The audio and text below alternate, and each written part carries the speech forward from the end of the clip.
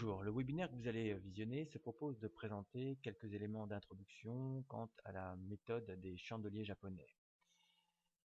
Le webinaire que nous allons présenter est réalisé par Trader Forex et sponsorisé par le courtier Markets. Avant de débuter ce webinaire, je vais me présenter. Je m'appelle David Furcage, je suis analyste technique professionnel diplômé et vice-président de l'Association française des analystes techniques. Avant de débuter cette session, je vais présenter le plan. Alors, cette session va se dérouler de la manière suivante. Dans un premier temps, nous rappellerons ce qu'il est important de retenir en termes de définition et de préalable. Dans un second temps, nous observerons les figures de retournement.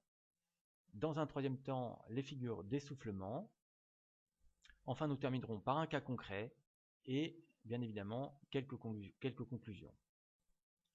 Alors, commençons par rappeler que cette technique est extrêmement ancienne. Elle est apparue au XVIIe siècle au Japon et elle a été démocratisée assez tardivement dans le monde occidental lors de la parution du livre de Steve Nison, Japanese Candlestick Charting Techniques, paru en 1990, que je conseille de lire vivement. Alors selon les Japonais, il existe deux types d'énergie.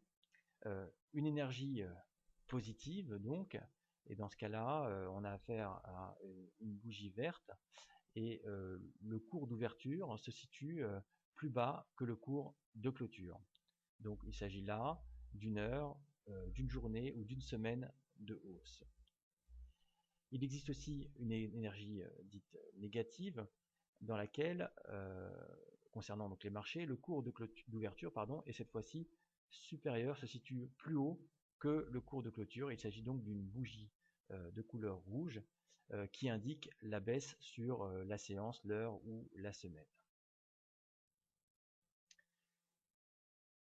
La manière donc dont se construisent et se succèdent les bougies témoigne d'un état psychologique. C'est justement l'intérêt de cette méthode, c'est de permettre d'appréhender l'équilibre des forces entre les longs, donc les acheteurs, et les courts, donc ceux qui ont un intérêt vendeur.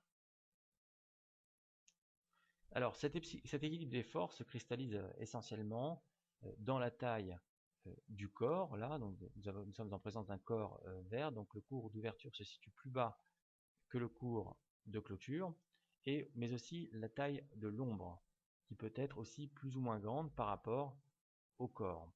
Donc la structure d'une bougie témoigne d'un état psychologique et donc d'un équilibre entre les longs et les courts.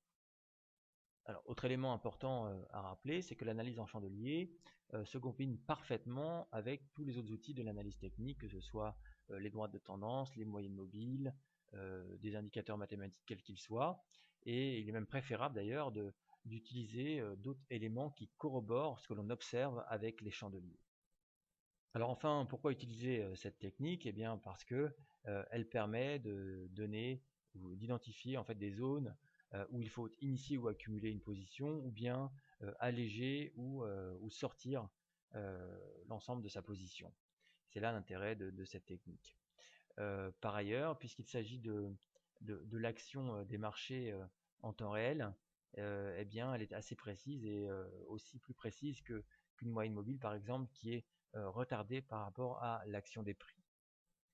Enfin, je terminerai sur cette note importante, c'est que si l'on s'intéresse à l'analyse en chandelier en daily close sur le FX, eh bien, il faut savoir que sur le FX, la notion de daily close est assez vague, puisque le marché d'échange est un marché qui tourne 24 heures sur 24. Donc, savoir quand est-ce que l'ensemble du marché a observé que les cours sur une paire de devises particulières ont clôturé, eh bien ce n'est pas vraiment évident. Donc il vaut mieux éviter de porter trop d'attention à un cours daily close sur le marché d'échange concernant donc l'analyse en chandelier.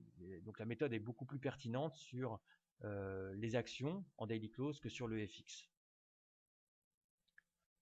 Alors commençons par présenter les figures de retournement. Alors pour rappel, pour qu'il y ait retournement, il faut l'existence d'une tendance préalable, qu'elle soit haussière ou baissière. Sans quoi il ne peut pas y avoir de retournement puisqu'il n'y a rien à retourner.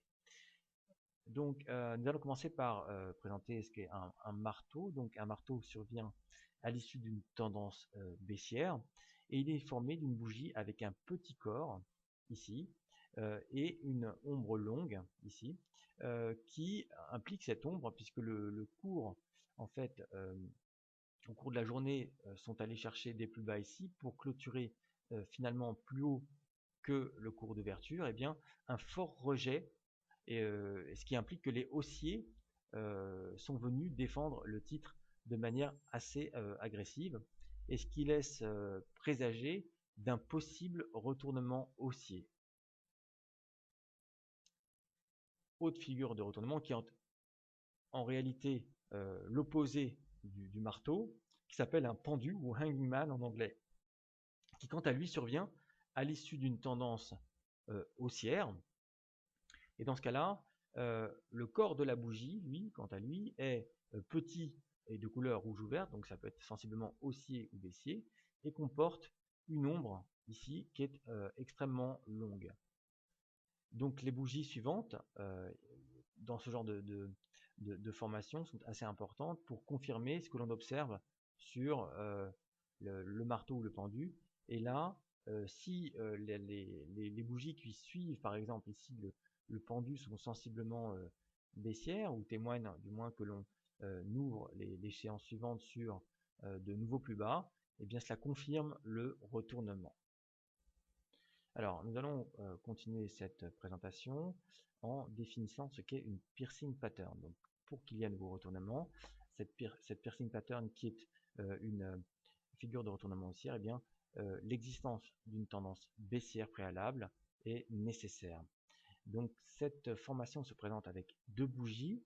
La première bougie est un long corps rouge avec de petites ombres, et la seconde bougie, donc celle-ci, est un long corps vert qui a pour propriété de clôturer au-dessus de la moitié du corps de la première bougie, ce qui est le cas ici. Cette bougie clôture au-dessus de la moitié du corps de cette autre bougie. Bien que cette bougie ouvre plus bas, donc, le fait qu'elle clôture au-dessus d'un certain niveau, eh bien, témoigne que les haussiers prennent le contrôle sur ce marché. Et à nouveau, il faudra observer ce qui se passe sur les prochaines bougies pour confirmer un possible retournement haussier. Alors, l'opposé de cette figure est ce qui s'appelle un dark cloud cover, une couverture en nuage noir, qui se présente aussi de la même manière. Donc, on observe une tendance haussière, une longue bougie verte, et ici, le marché ouvre dans l'euphorie plus haut que le cours de clôture de la veille, mais termine plus bas ici que la moitié de cette bougie verte. Et donc, bien que la journée commence dans l'euphorie, elle se solde par une baisse assez importante, et dans ce cas-là, il y a probablement la prise du contrôle des baissiers, et à nouveau, il faudra voir la manière dont se structurent les bougies qui suivent cette bougie rouge pour confirmer ou non le mouvement baissier. Alors, une autre structure de bougie très intéressante, c'est ce qui s'appelle une englobante haussière, donc bullish engulfing pattern. Et dans ce cas-là, il faut au moins aussi pour cette structure de bougie, eh bien, au moins deux bougies, qu'elles soient ici la première rouge, verte ou peu importe. Mais il faut surtout que le corps de la bougie donc l'engulfing, celle qui va englober les autres bougies, soit supérieur à l'ensemble des bougies qui la précèdent.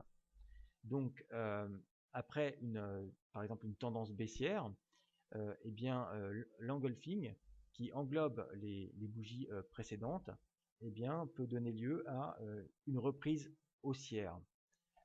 Que se passe-t-il en réalité? Eh bien, ça veut dire que tous les investisseurs les investisseurs qui sont courts, en fait, donc short de titres ou de devises ou peu importe, avant cette longue bougie verte, eh bien, se trouvent pris de court une fois que l'on clôture sur de nouveaux plus hauts et bien rachètent leur position vendeuse et au même titre les acheteurs ici qui font pression cumulent des positions acheteuses et l'ensemble de ces actions eh bien, mène à une nouvelle tendance haussière.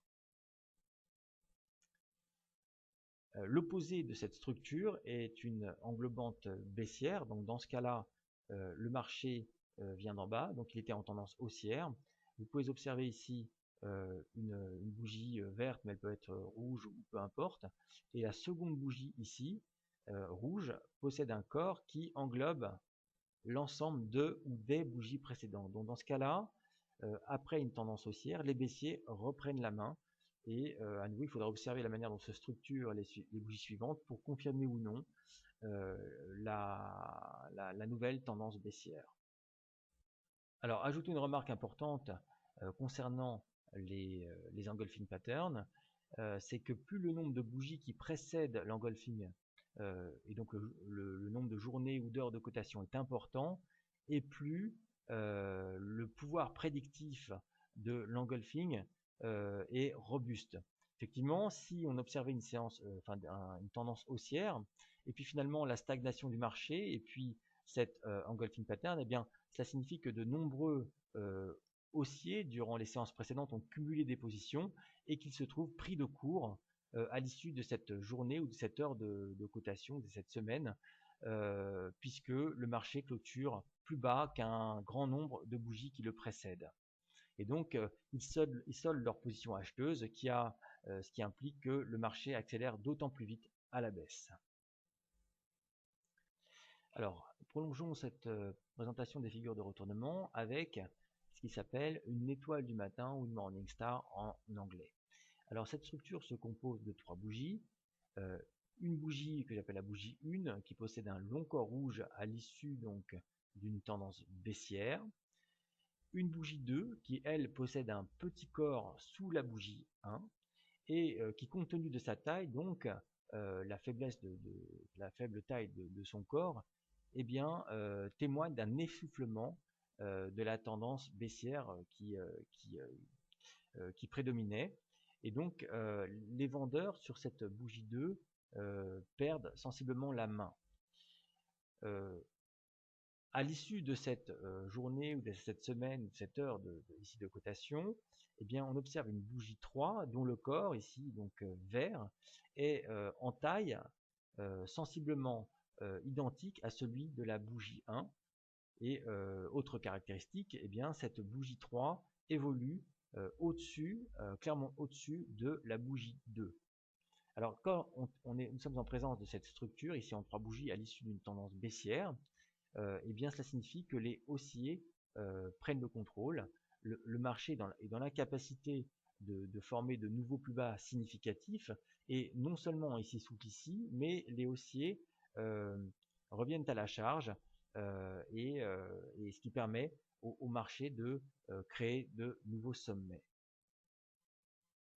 Alors, l'opposé de cette figure de retournement haussière est cette figure de retournement baissière qui est une étoile du soir, donc Evening Star, qui elle aussi se compose de 3 bougies. Donc une bougie 1 avec un long corps vert qui survient à l'issue d'une tendance haussière, une bougie 2 qui évolue au-dessus de la bougie 1, mais dont le corps est extrêmement petit et qui témoigne d'un essoufflement de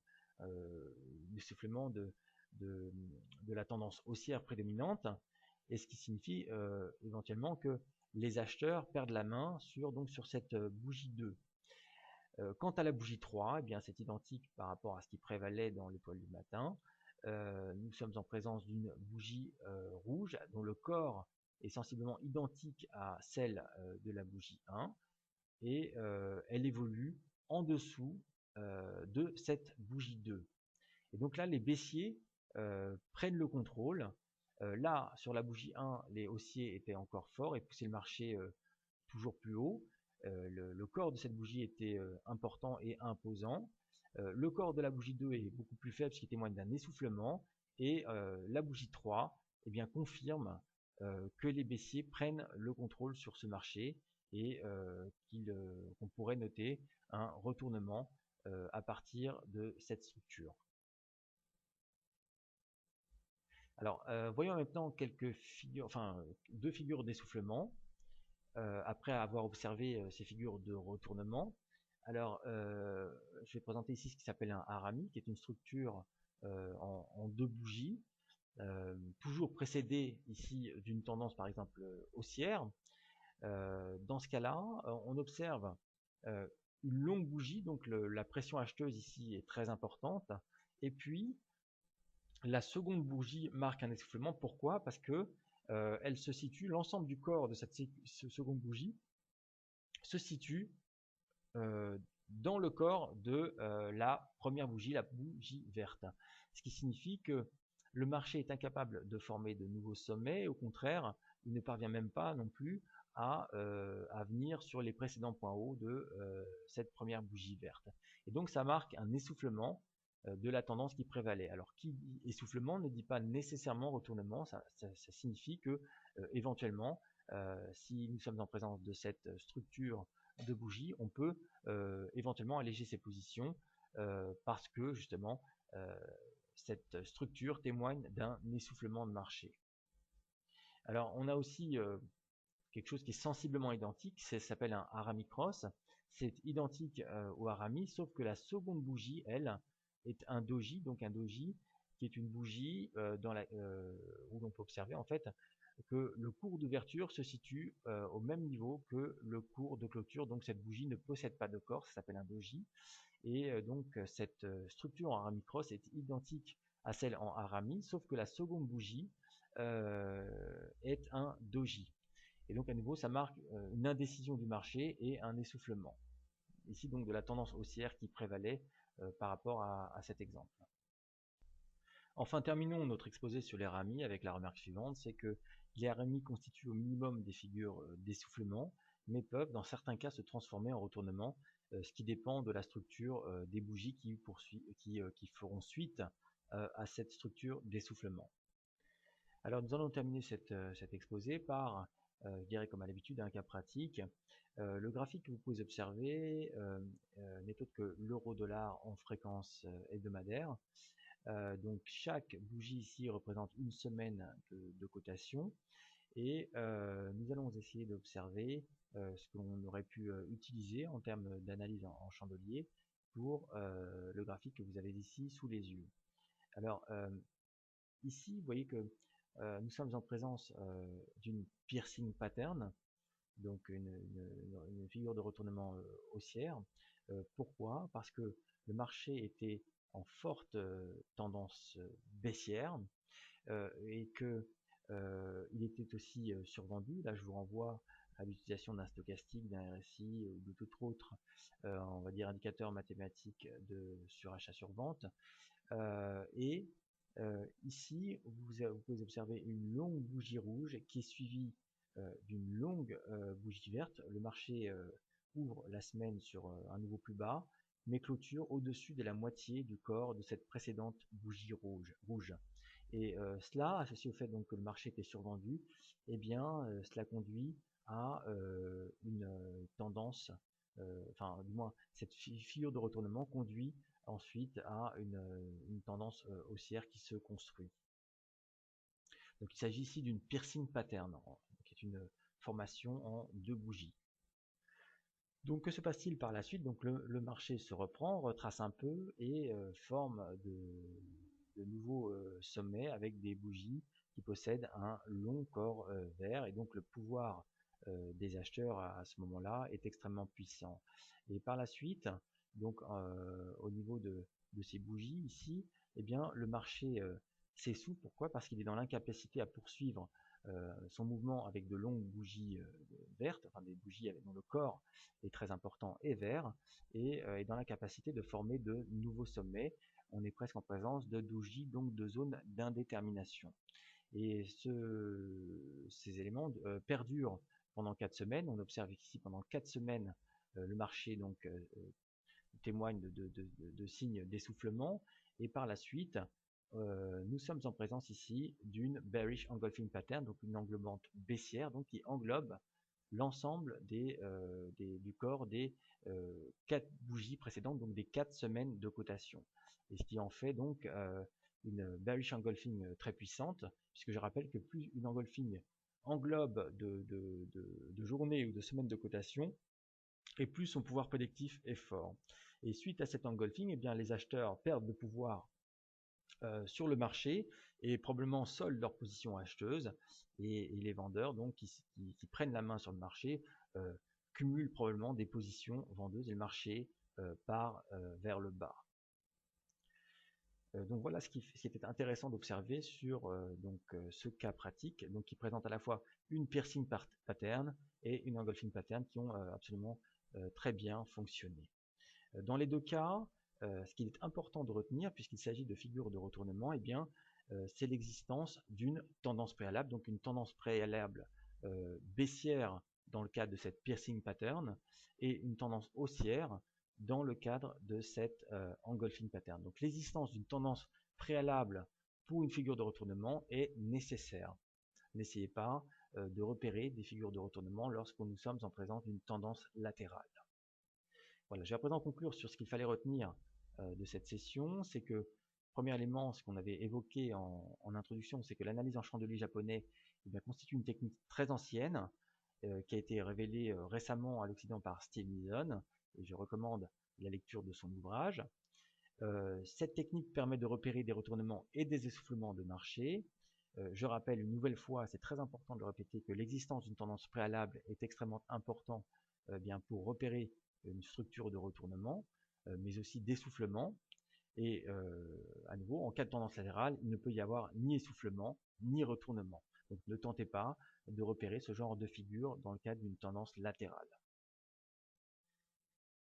Cette technique est très efficace et se combine parfaitement avec les autres méthodes de l'analyse technique. Comme je l'ai présenté dans le cas concret, dans le cadre de la piercing pattern, eh bien, le marché était survendu, ce qui rajoute de la robustesse à l'observation de cette piercing pattern.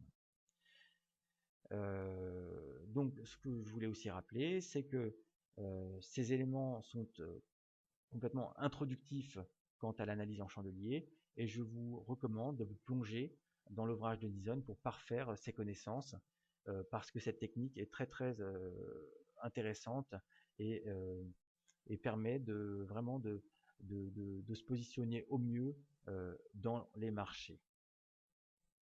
Voilà, j'en ai fini pour ce webinaire. Je vous remercie pour votre écoute et je remercie donc le sponsor Markets, courtier sur le Forex et les CFD. Je vous donne rendez-vous donc très vite pour un nouveau webinaire sur trader-forex.fr. À très bientôt.